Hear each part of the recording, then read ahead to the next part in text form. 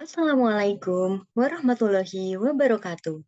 Perkenalkan, nama saya Siti Aisyah dari program studi Ilmu Hukum Fakultas Hukum Universitas Singapura Bangsa Karawang. Di sini saya akan memaparkan salah satu materi mata kuliah, yakni materi kriminologi atau ilmu penggali akar kejahatan. Baiklah, tanpa berlama-lama, mari kita langsung saja ke pemaparan materinya.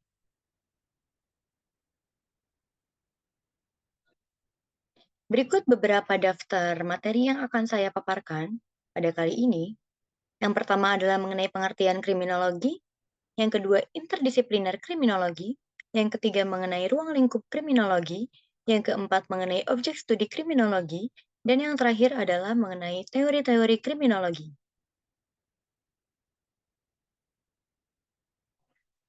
Baik, kita masuk ke materi yang pertama, yakni mengenai pengertian kriminologi. Apa sih kriminologi itu? Jadi, secara etimologis, kriminologi berasal dari rangkaian kata crime dan logos.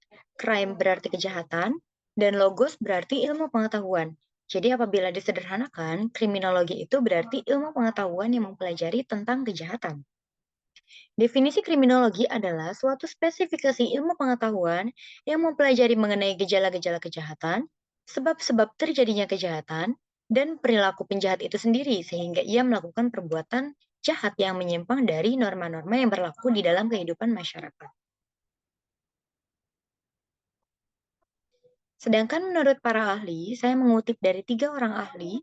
Yang pertama, menurut Romli Atsasmita, definisi kriminologi bisa dibedakan menjadi dua, yaitu definisi sempit, yakni kriminologi secara khusus mempelajari kejahatan. Dan yang kedua, definisi luas, kriminologi mempelajari penologi dan metode yang berkaitan dengan kejahatan, serta masalah pencegahan kejahatan dengan tindakan non-hukuman. Yang kedua, menurut Sutherland, pengertian kriminologi adalah sebagai keseluruhan ilmu yang berhubungan dengan kejahatan sebagai suatu fenomena sosial. Dan yang ketiga, menurut Bonger, arti kriminologi dapat didefinisikan sebagai ilmu pengetahuan yang bertujuan menyelidiki gejala kejahatan seluas-luasnya.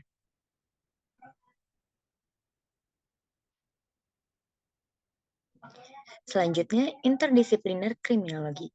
Jadi, menurut salah satu ahli kriminologi yakni Sutherland, yang menyampaikan bahwa kriminologi is a body of knowledge, atau yang berarti kriminologi adalah kumpulan pengetahuan. Jadi di dalam kriminologi ini terhimpun berbagai disiplin ilmu yang berkaitan. Di antaranya adalah hukum pidana, hukum acara pidana, antropologi fisik, antropologi budaya, psikologi, biologi, ekonomi, kimia, statistik, dan lain sebagainya.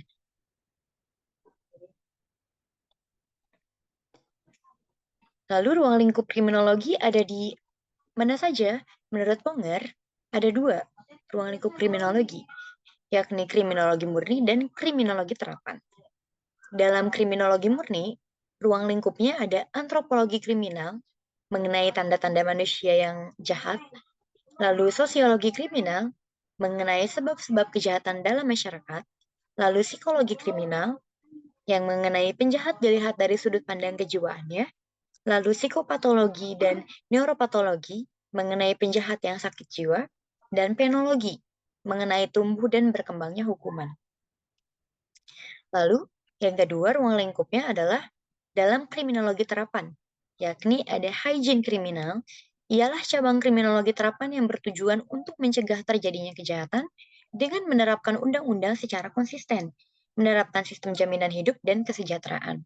Lalu ada politik kriminal, ialah cabang kriminologi terapan yang berusaha untuk menanggulangi kejahatan di mana kejahatan itu terjadi. Lalu yang ketiga adalah kriminalistik. Ialah cabang kriminologi yang mengkaji tentang pelaksanaan penyidikan teknik kejahatan dan pengusutan kejahatan.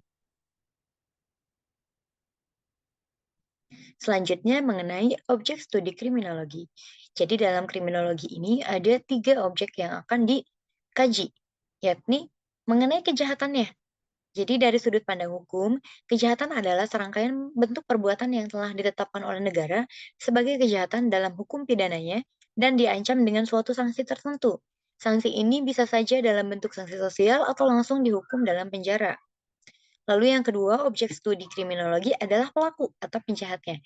Jadi, penjahat atau pelaku kejahatan adalah orang-orang yang melakukan pelanggaran hukum pidana dan telah diputus oleh pengadilan atas pelanggarannya tersebut. Dalam hukum pidana, pelaku tindak kejahatan atau penjahat dikenal dengan istilah narapidana. Lalu yang ketiga, objek studi kriminologi adalah reaksi masyarakat terhadap tindak kejahatan, pelaku maupun korban kejahatan. Dalam hal ini, kriminologi mempelajari dan meneliti serta membahas tentang pandangan dan tanggapan masyarakat terhadap perbuatan-perbuatan atau gejala yang timbul di masyarakat yang dipandang sebagai perbuatan yang merugikan atau membahayakan masyarakat luas, tapi undang-undang belum mengaturnya.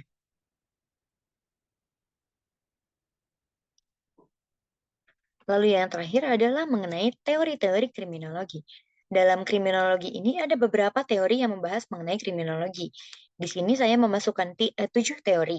Yang pertama adalah teori asosiasi diferensial yang dikemukakan oleh Edwin Sutherland, di mana perilaku kriminal dipelajari melalui interaksi dengan orang lain. Dan interaksi ini bisa berupa teknik melakukan kejahatan, motivasi melakukan kejahatan, dan rasionalisasi. Dan menurut Edwin, kejahatan ini tidak diturunkan secara genetik, melainkan timbul karena adanya interaksi sosial dengan orang lain. Yang kedua adalah teori anomi yang dipopulerkan oleh Emil Durkheim, di mana menurutnya keadaan tanpa peraturan dalam masyarakat atau anomi yang menyebabkan suatu penyimpangan. Dan penyimpangan ini adalah bentuk penyesuaian diri, di mana biasanya kelompok yang lebih tertekan atau kelas bawah lebih sering melakukan penyimpangan dibanding kelompok kelas atas. Yang ketiga adalah teori kontrol sosial yang dikemukakan oleh Travis, di mana individu memiliki ikatan yang sosial yang lemah, di mana individu ini yang memiliki ikatan sosial yang lemah biasanya lebih rentan terhadap perilaku kriminal. Ikatan ini bisa berupa hubungan keluarga atau hubungan pendidikan. Dan dalam teori kontrol sosial ada 4 elemen, yaitu attachment, commitment, involvement, dan belief. Yang keempat adalah teori labeling, di mana teori labeling ini menganggap bahwa kejahatan seringkali merupakan hasil dari label yang diberikan oleh masyarakat kepada seorang individu. Pemberian label negatif dapat mempengaruhi identitas diri dan perilaku seseorang, sehingga mereka mungkin berperilaku sesuai dengan label tersebut. Dengan kata lain, cap negatif dari masyarakat dapat memperkuat perilaku kriminal yang ditimbulkan oleh seseorang. Yang kelima adalah teori tegang, di mana ketegangan antara tujuan sosial dan cara yang sah untuk mencapainya dapat menyebabkan individu melakukan kejahatan. Ketika individu merasa tertekan karena tidak mampu mencapai tujuan yang diinginkan melalui cara yang sah, mereka mungkin saja beralih ke tindakan ilegal sebagai solusi untuk mencapai tujuan tersebut. Yang keenam adalah aliran klasik, di mana aliran ini berfokus pada pemikiran bahwa manusia adalah makhluk rasional yang bertindak demi kepentingan diri sendiri. Pemikir seperti Cesar Beccaria dan Jeremy Bentham menekankan pentingnya hukum sebagai sarana pencegahan kejahatan, bukan hanya sebagai alat pembalasan. Dan yang terakhir dalam teori-teori kriminologi adalah aliran positif, di mana aliran positif ini merupakan pendekatan yang menekankan bahwa perilaku kriminal dipengaruhi oleh faktor-faktor biologis, psikologis, dan sosial. Teori ini menganggap bahwa individu tidak sepenuhnya memiliki kebebasan berkehendak dan dipengaruhi oleh kondisi eksternal juga kondisi internal. Baiklah, demikian materi kriminologi yang dapat saya sampaikan pada pemaparan kali ini. Untuk kurang lebihnya saya mohon maaf. Wassalamualaikum warahmatullahi wabarakatuh.